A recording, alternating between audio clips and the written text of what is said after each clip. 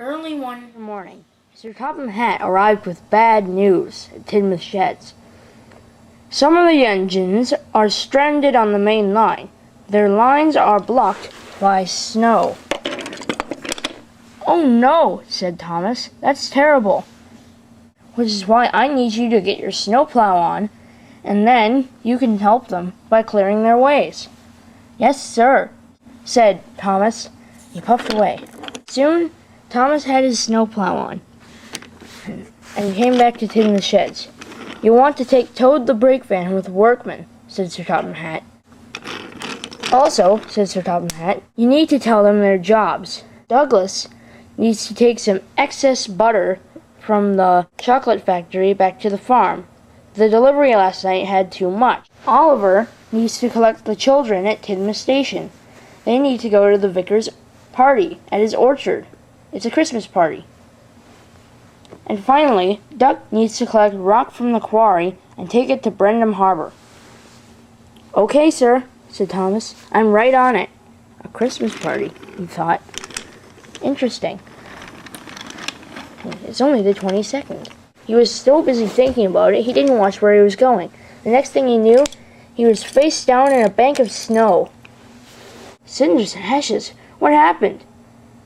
We crashed into a bank of snow, Mr. Thomas," said Toad. "Oh, right," said Thomas. "Well, I better get going again." The snow, however, had muddled his brain, and now he was a little confused what he had to do. He burst through a snowdrift, and there ahead was Douglas.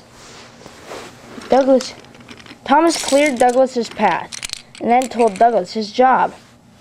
"Douglas," said Thomas, "you need to collect the excess butter from the chocolate factory and take it to the vicar's orchard." "Ah, you sure that's right, Thomas?" "Sure, I'm sure," said Thomas. "Off you go, then."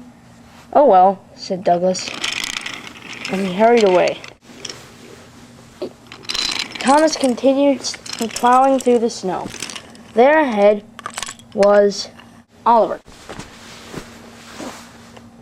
Thomas cleared the snow from Oliver's track and told Oliver his job.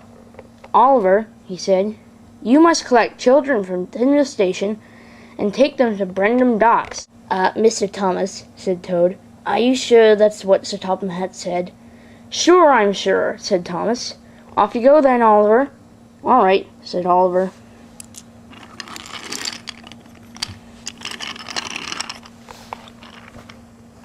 So Oliver collected the children from Tidmouth Station in an old slow coach and puffed away. Thomas burst through one last snowdrift, and there was Duck.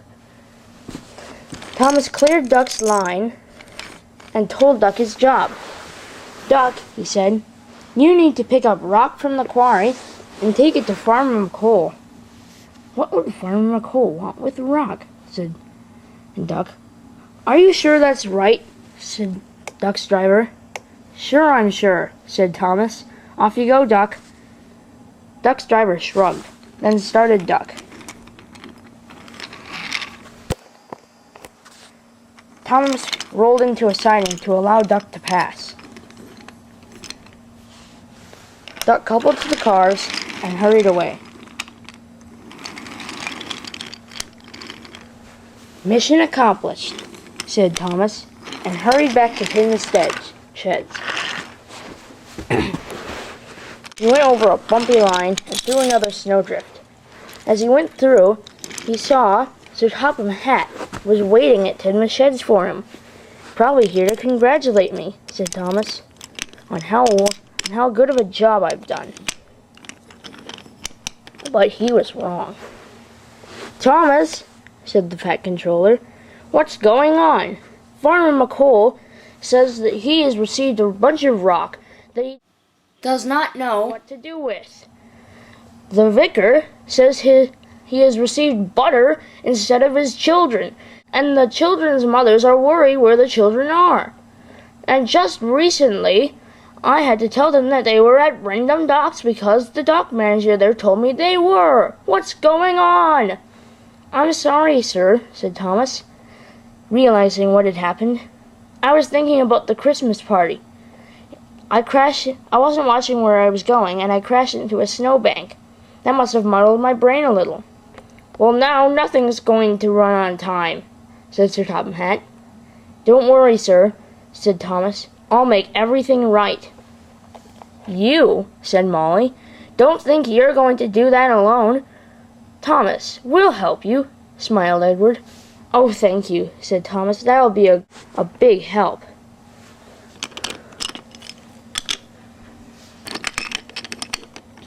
So Molly and Edward followed Thomas away.